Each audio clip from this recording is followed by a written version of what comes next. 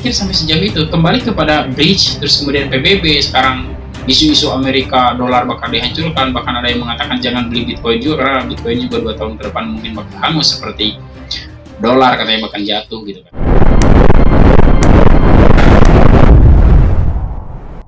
Oke, hari-hari ini tuh kita banyak diberikan informasi-informasi yang bisa dibilang cukup ngeri sih kalau bagi gua. Tapi ya nggak tahu kalau bagi teman-teman gitu kan. Informasinya apa gitu kan? Ya salah satu dari channel yang pernah gua lihat seperti Bang Ferry Irwandi, terus kemudian juga sepulang sekolah dan sebagainya. Informasinya salah satunya seperti dari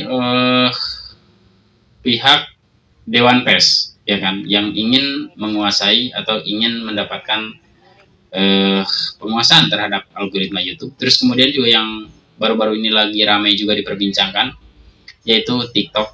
Karena sebenarnya sih mungkin udah lama gitu kan, cuman sekarang baru kerasa oleh beberapa orang, khususnya para pelaku usaha UKM, itu TikTok membuka e-commerce gitu kan. Dia bisa dibilang TikTok itu kan salah satu platform media sosial di mana orang di situ bisa mengekspresikan diri dengan bebas. Namun ternyata di sisi lain dia juga membuka satu ruang di mana ruang itu kayak macam tempat jual beli barang seperti itu.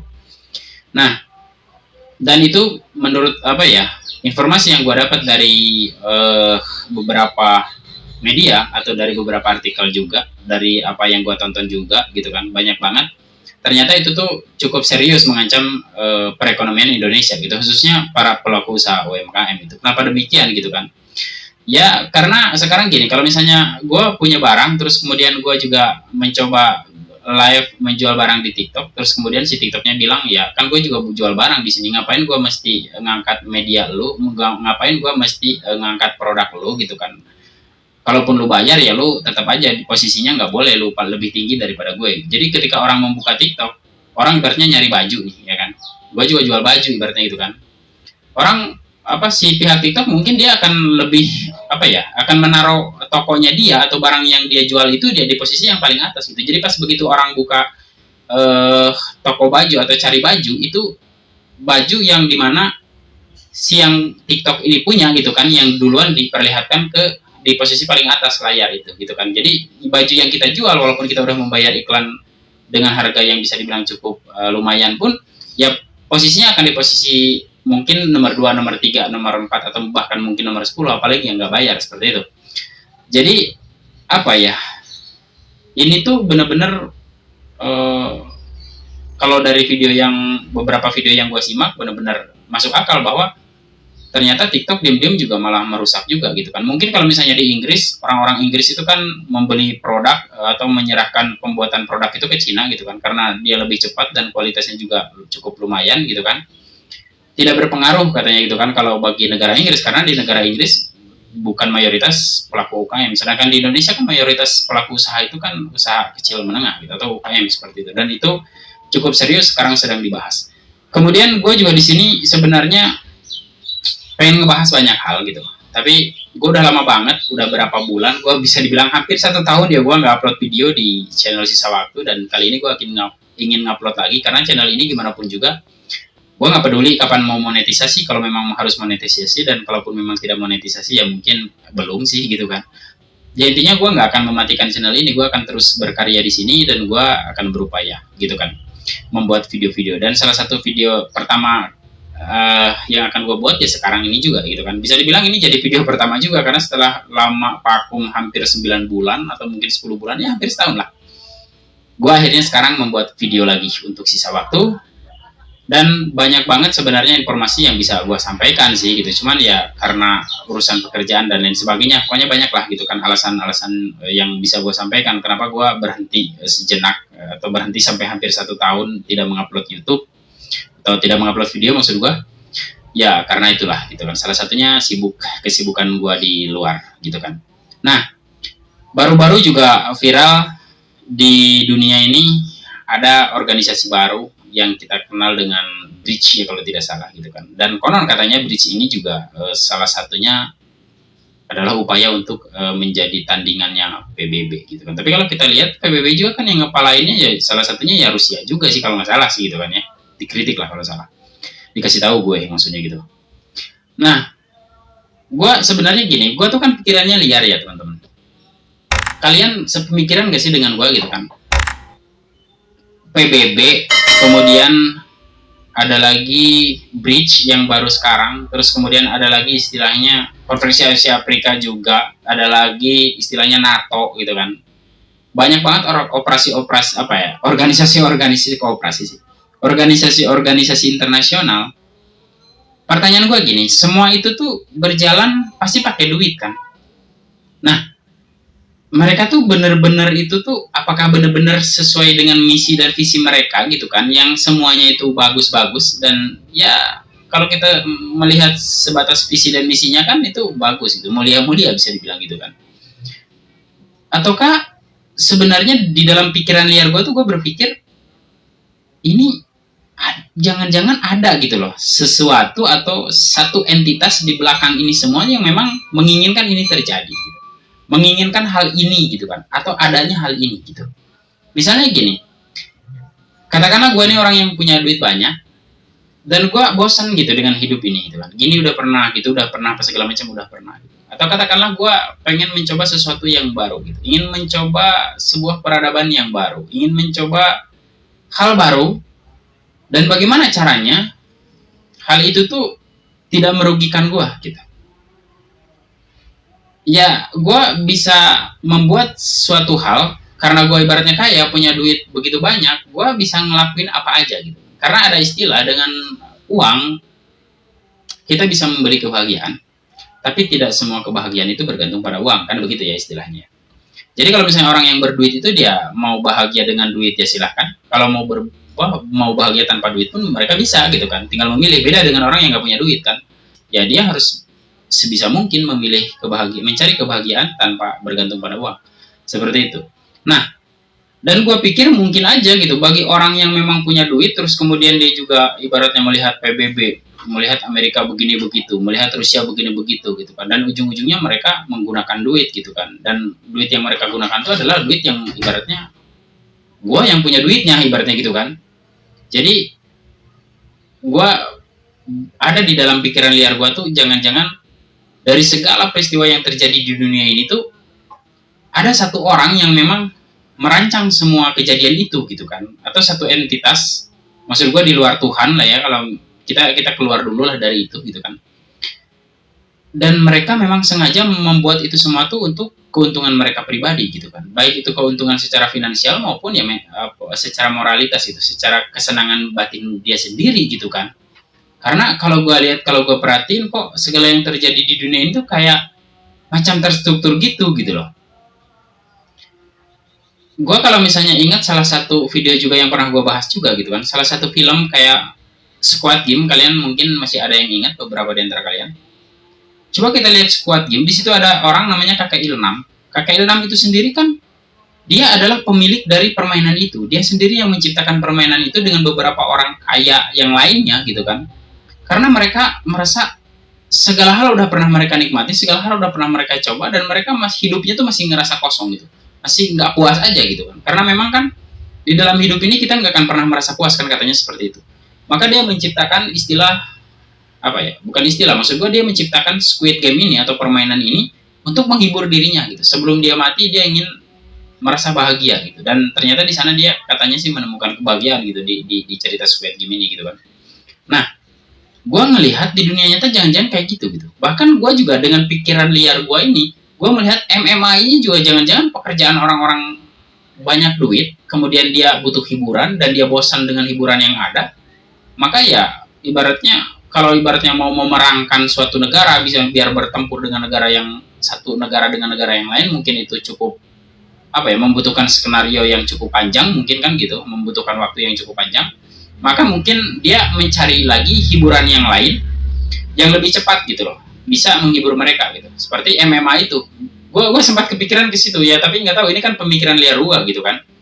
Pemikiran liar gue tuh berpikir bahwa ini jangan-jangan orang kaya ini sengaja membuat suatu hal yang dilarang, tetapi ketika dilakukan ini jadi tidak dilarang, bagaimana gitu kan. Maka mereka menciptakan istilahnya MMA gitu, orang berantem tuh kan sebenarnya kan nggak boleh gitu kan, ngapain sih berantem gitu kan, tapi di sini jadi boleh gitu, dan di seluruh negara ya membolehkan itu, karena di sini katanya berantem secara resmi itu kok ada gitu kan. Coba kita pikir, kok ada berantem secara resmi, maksudnya gimana gitu kan.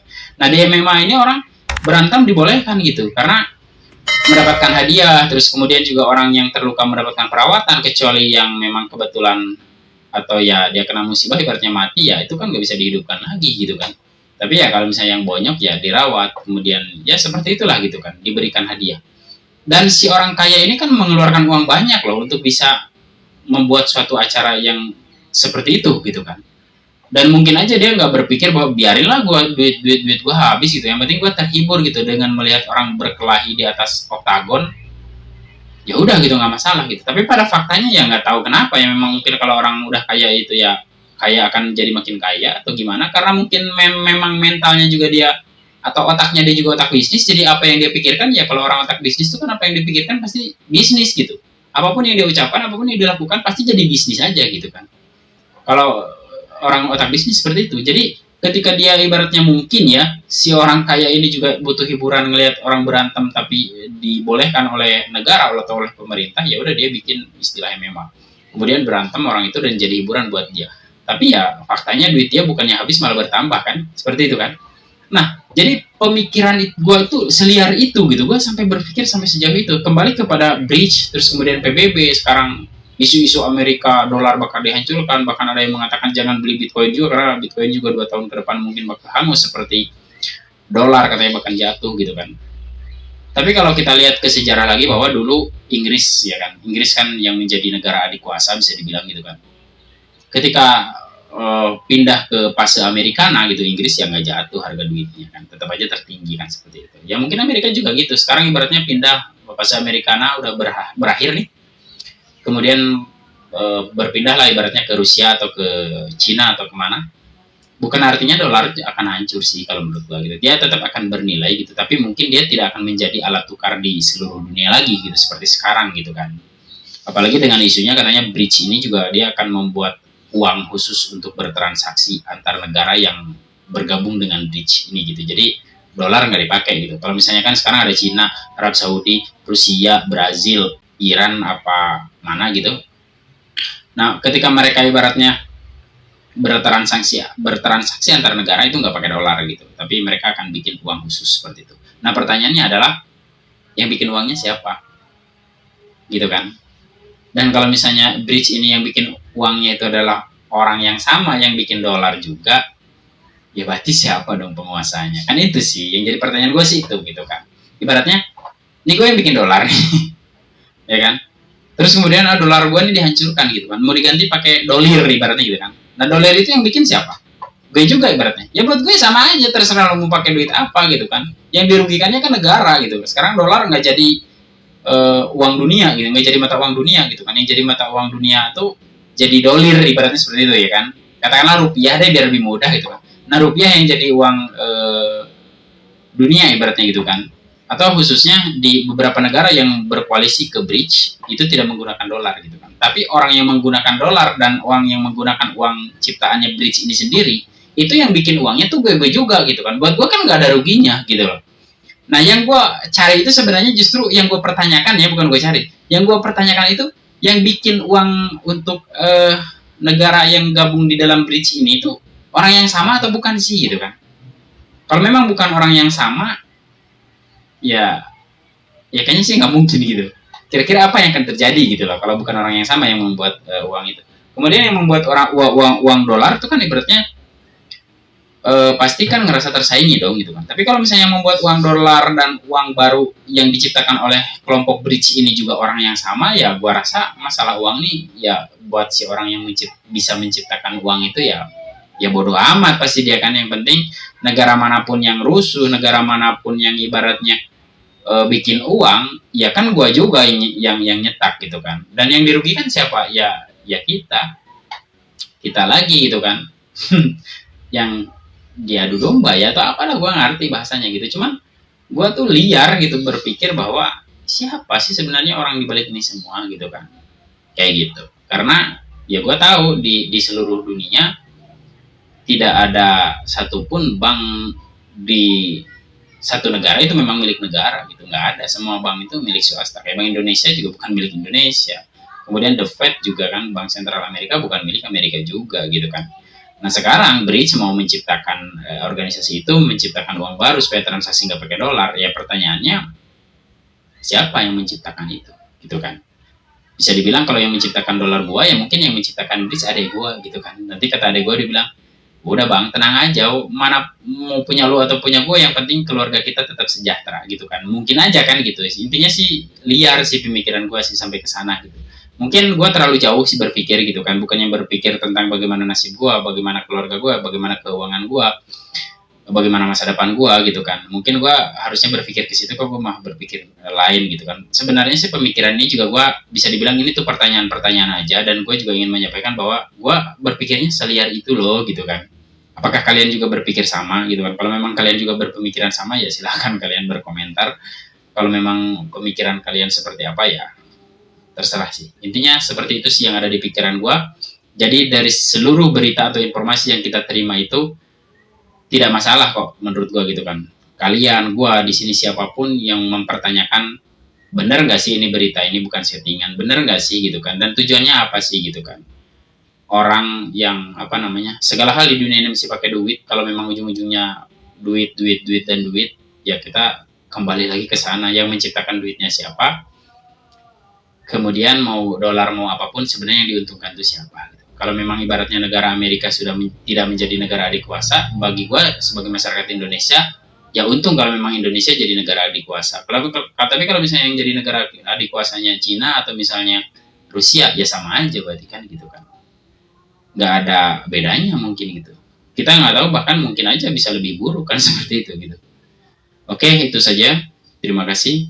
See you next videos.